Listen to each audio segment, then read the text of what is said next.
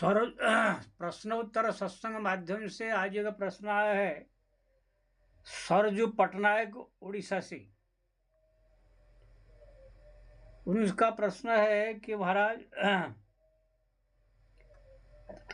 भगवान की हमारे ऊपर कृपा हो गया है, एक कैसे मालूम पड़े। बहुत सुंदर प्रश्न है। देखिए जी, भगवान की कृपा दो प्रकार की होती है, एक है भौतिक कृपा, एक है आध्यात्मिक कृपा। भौतिक कृपा यानी ये भौतिक संसार में धन संपत्ति पुत्र पत्नी परिवार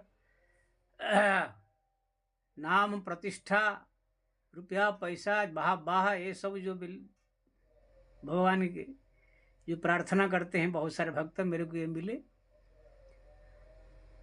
तो ये भी भगवान दे देते हैं कृपा करके। जैसे ध्रुव ने संपत्ति मांगा, सुग्रीव जो है राज्य प्राप्त करने की इच्छा से मित्रता स्थापन किया, विभीषण भी वही भाव लेके आए थे लेकिन मन में बदल गए बाद में। तो भगवान जो है ये सब चीज अब दे देते हैं, तो एक भौतिक कृपा है। लेकिन ये भौतिक कृपा वाला चीज जो है यहाँ पर जब तक रहे सुख संपत्ति भोग करता है, फिर मरने के बाद जो है ये सब जो है छूट जाता है। दूसरा होता है आध्यात्मिक कृपा, यानी भगवान जो कृपा करते हैं तो नाम जप में रुचि बढ़ता है, उनके चिंतन स्मरण में रुचि बढ़ता है, उनके जो स्वरूप का ध्यान करने में रुचि बढ़ता है, उनके धाम तीर्थ में भ्रमण करने की रुचि बढ़ती है, उनके जो सुंदर सुंदर लीलाओं को स्मरण करने में रुचि बढ़ता है। ज़्यादा करके नाम जप में जब रुचि बढ़ जाए, चलते फिरते उठते बैठते खाते पीते हरदम हर पल जब भगवान का नाम जप होने लगे, कब अगर कभी बाई चांस बीच में छूट गया तो पश्चाताप हो, अरे मेरा छूट गया, इसी प्रकार भाव जब आने लगे तो समझ लीजिए भगवान की आपके ऊपर आध्यात्मिक कृपा हो गया। आध्यात्मिक कृपा से जीवन में जो है परलोक सुधरता है।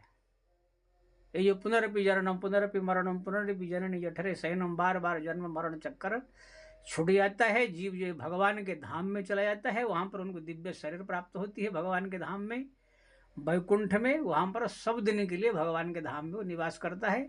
वहां पर ना कोई शोक है, ना कोई दुख है, ना कोई बीमारी है, ना कोई चीज की कमी है।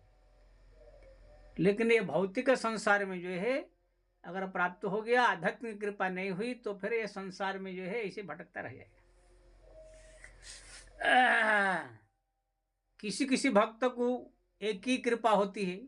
जो व्यक्ति भगवान को गति मुक्ति नहीं चाहते हैं, कल्याण नहीं चाहते हैं, जन्म मरण चक्कर से छूटना नहीं चाहते हैं, खाली धन संपत्ति रुपया पैसा मान प्रतिष्ठा चाहते हैं, उनको भगवान वो दे करके भरमा देते हैं।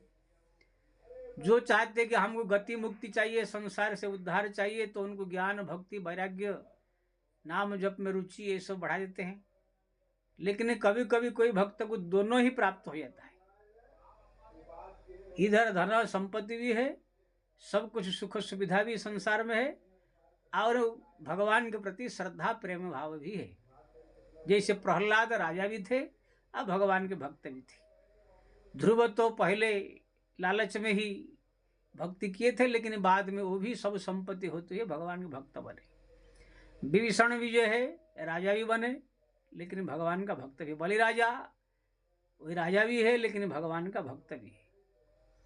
ऐसे ही सदा संसार में भी बहुत देखेंगे आप, धन संपत्ति से परिपूर्ण है, लेकिन भगवान के भजन में भी रुचि है। तो ये किसी किसी को दोनों प्राप्त हो जाती है, किसी किसी को एक ही मिल जाता है। हमारे बहुत सारे ऐसे मिलेंगे, आप पब्लिक में जो है मिलेंगे, आपको साधु संत में मिलेंगे, अपार धन संपत्ति करोड़ों की संपत्ति का मठ का मालिक है, लेकिन भगवान में कोई रुचि नहीं है। खाली खाना पीना ऐश आराम करना, मौज मस्ती करना, अच्छा अच्छी जो है सब चेला चेलियों के साथ मस्ती करना, ये सब में ही ज़्यादा उनकी रुचि है। भगवान का भजन कीर्तन से कोई मतलब नहीं है। मठाधीश बन गए हैं या करोड़ों संपत्ति का मालिक बन गए हैं, तो ऐसे ही आपको लोग मिलेंगे। लेकिन धन संपत्ति का होते हुए, सब कुछ सुख सुविधा का होते हुए, भगवान का भी भजन में रुचि हो, ये जो है भगवान की विशेष कृपा मानी जाती है। जैसे अम्बरीश है, सब प्रकार सुख सुविधा होते हुए भी वो भगवान के प्रति प्रेम था। तो ये जो है भगवान की विशेष कृपा उसको माना जाता है जब भगवान के नाम में रुचि हो, नाम जब ज़्यादा ज़्यादा हुए, भगवान का स्मरण चिंतन में रुचि बढ़े, कभी छूट गया तो उसके लिए पश्चाताप छटपटाहट हुए, ये जो है भगवान की विशेष कृपा मानी जाती है। और भौतिक वस्तुओं का प्राप्त होना साधारण कृपा मानी जाती है। लेकिन दोनों का अगर है तो समझ लो ये और विशेष विशेष कृपा मानी जाती है। जय श्री राम।